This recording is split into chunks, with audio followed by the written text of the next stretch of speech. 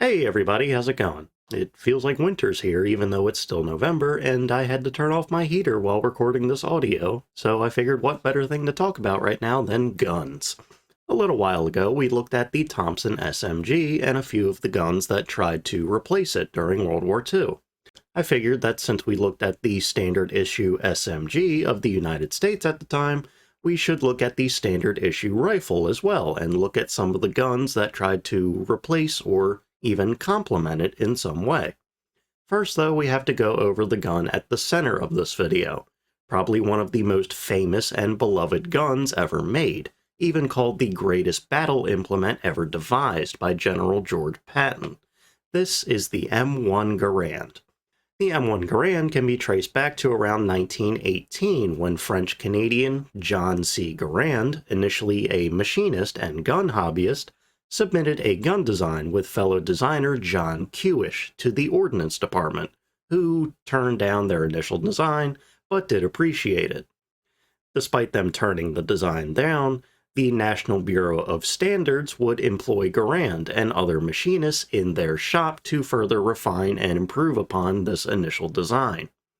The first prototype model would be completed in 1919 and was apparently fully automatic, but that initial design amounted to basically nothing. Later in 1919, Garand would begin working at the Springfield Armory as an engineer, and would eventually rise to the position of Chief Civilian Engineer. Then, in 1921, the Ordnance Department announced a program for the creation of a semi-automatic rifle that had to follow 8 specific requirements. It had to weigh less than 9 pounds, be well-balanced, be magazine-fed from clips or charges, be sturdy and easy to make, be semi-automatic, use Springfield 30-06 ammo, have a properly locking bolt, and function without specially lubricated ammo.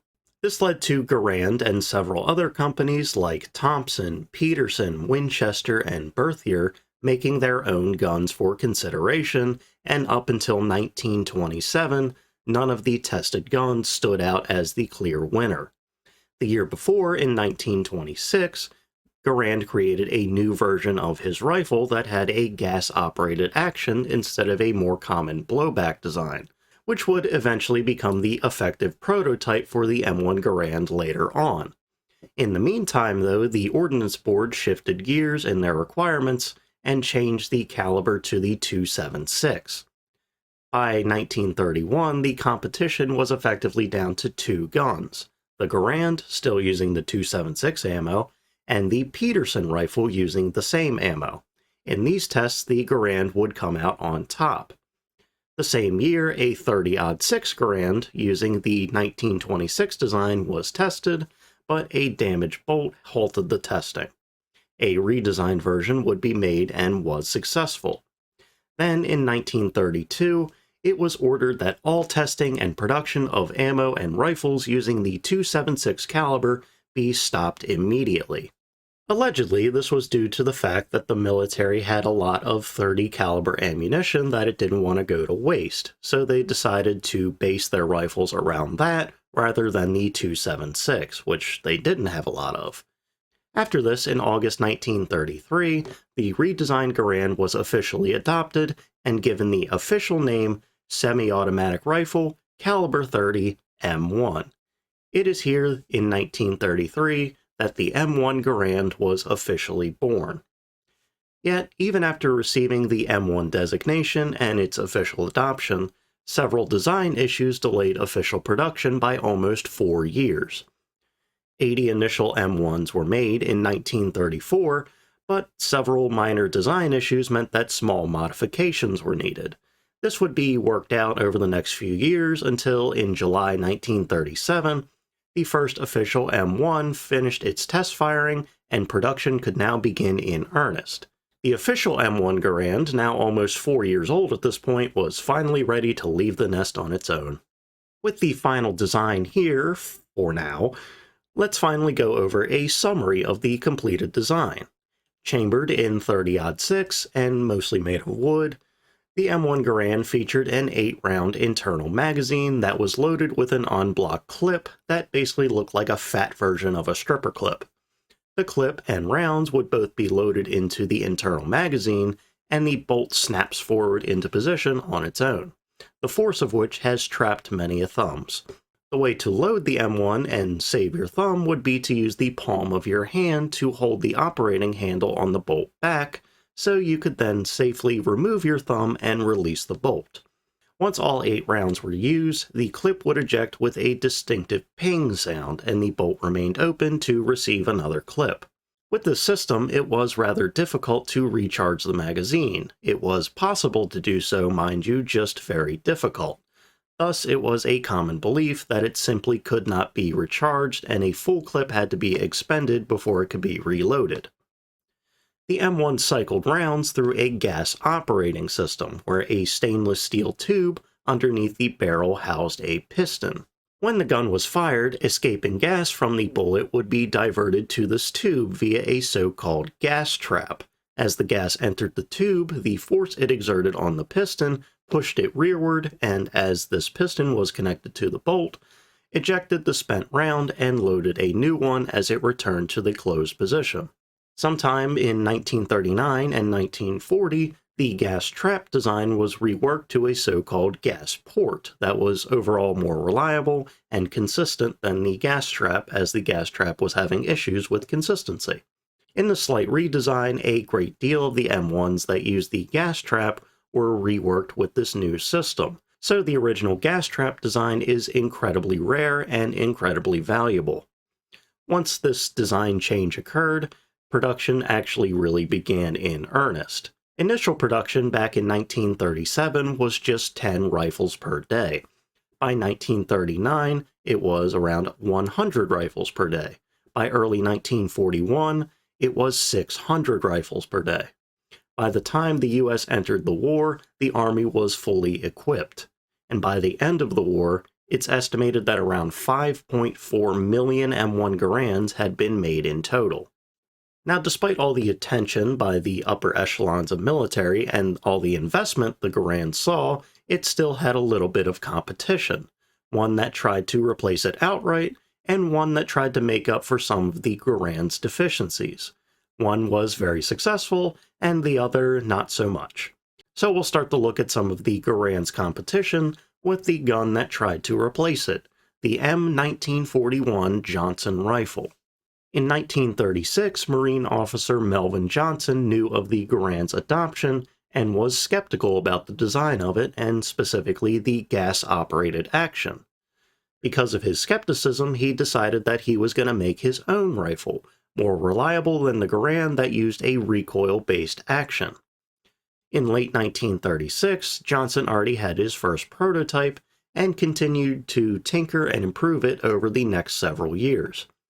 Johnson would present his creation to the Army Ordnance Board in late 1938, and its testing would be fairly well received. These tests also revealed some flaws in the early design, which led to a change in the magazine design. This would effectively be the final design of Johnson's rifle, which he would later name the M1941. Its design had 2 key aspects that made it stand out from any other military rifle at the time. One was the magazine, which was an internal rotary magazine that was loaded with 2 5-round stripper clips. Unlike the Garand, it could be easily topped off whenever needed, so it had a bit of an advantage in that regard. Additionally, the fact that it didn't ping when empty may have actually been a selling point, as many soldiers believed that the ping was detrimental in combat. They believed that it let enemies know when the gun was empty. Of course, in a war zone, a metal ping isn't going to really stand out against all the gunfire and yelling and explosions, so in reality this was a non-issue, but people still believed it to be an issue. The other key difference was the recoil-based action, and specifically when fired, the barrel would actually move back into the receiver by about 5/8 of an inch. While an interesting concept, this led to issues with Army bayonet requirements, as the weight of the bayonet could throw off the balance of the barrel and cause the gun to jam, which is very not good, obviously. When tested by the Ordnance Board, the two major flaws they found was that the bayonet thing was an issue, and that the rotary magazine was considered too delicate and susceptible to dirt and debris. As a result, the Army would reject the M1941. Johnson then presented his rifle to the Marines, where it was received much more favorably. Head-to-head testing against the Garand found that the M1941 was about 10% more accurate, but was slower to reload. Their final opinion was that it was superior in both accuracy and potential combat efficiency, but it was ultimately turned down, as production of and investment in the Garand was just too great, so it made no real sense to add the rifle to their arsenal, much to the Marine chagrin. The M1941 would see orders from the Dutch, but this order would be taken over by the US military, and the gun would see some use by Marine Corps paratroopers, where it received mixed reviews. Some loved its accuracy and the ability to top off the magazine, but others found it to be overly complex to disassemble. Other than this role, the M1941 would be sold to the Chilean military, and some would later be sent to the Free French and Allied Chinese forces. All said and done, somewhere between 20 and 30,000 M1941s would be made.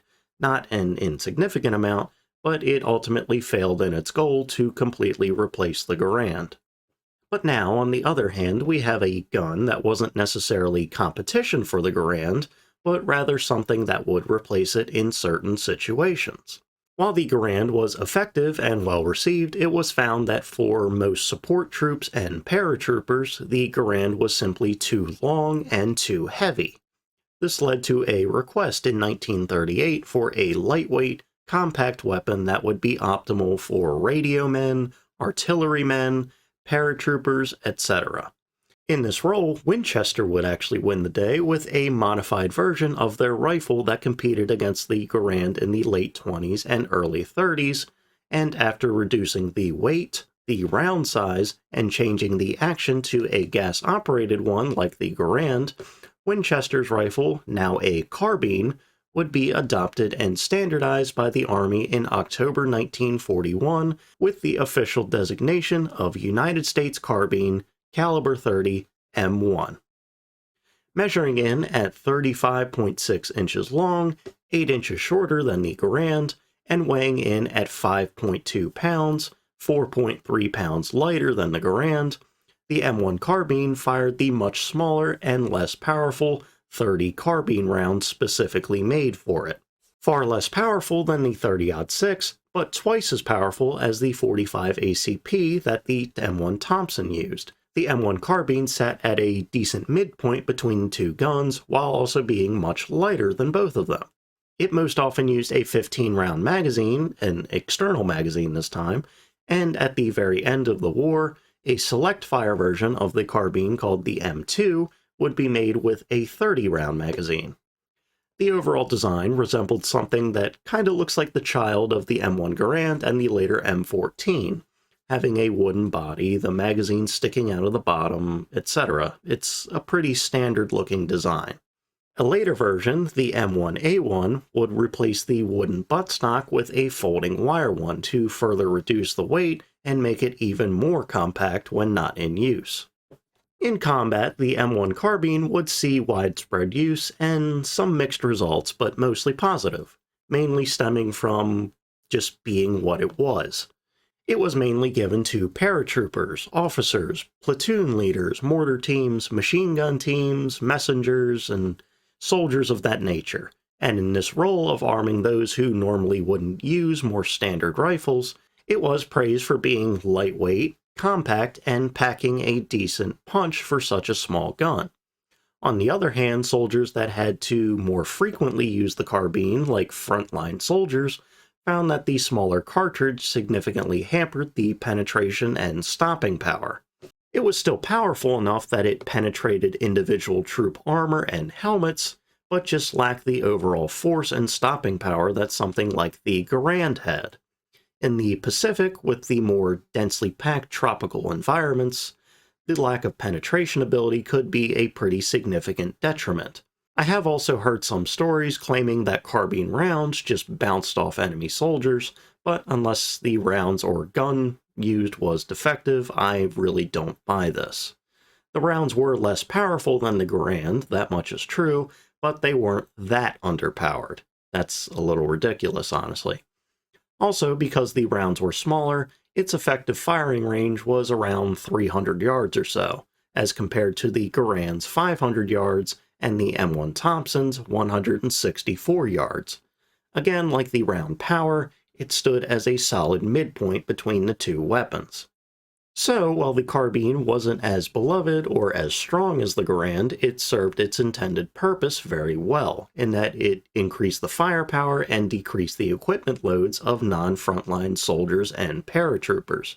Basically, for those soldiers, it increased their firepower without sacrificing mobility. And for that purpose, it served as an excellent complement to the Garand, admirably serving in roles not suited for the Garand. In that it replaced the Garand in certain roles and situations, it can be viewed as a competitor, but in its actual role, it was more of a teammate. The M1941, on the other hand, had the explicit purpose of replacing the Garand and is much more an actual competitor. Inevitably, though, due to all the time spent making, testing, and refining the Garand, making another gun that fit the exact same role and performed almost the same overall, made it completely pointless to adopt.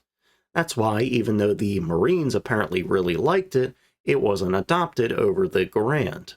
It simply would have been completely redundant. In our first episode, if you want to call it that, of looking at weapon competitors, we learned about the value of ease of production and low production costs. Here we see a different factor in play, weapons serving roles and how a weapon can survive or die by catering to a specific need. A weapon doesn't necessarily need to be better than another, but rather just serve a role that the other can't. In the end, that's the reason why the carbine succeeded and the M1941 failed. The former filled in a vacancy, and the latter just didn't. And with that, I think that's where we'll stop for now. So thank you all for watching the video. I'm thinking about making these sort of weapon competition videos a little bit of a series maybe, looking at the growth, evolution, and behind-the-scenes action of how weapons of war are chosen, and specifically chosen over others. I think that there are so many different weapons to look at that it could be rather interesting, so I wonder what weapon I'll look at next. I actually don't know yet. Well, I'll just have to wait and see, including me. But anyway, like, comment, and subscribe. You know the YouTube deal. I hope you enjoyed the video, and I hope you learned something. So, see ya.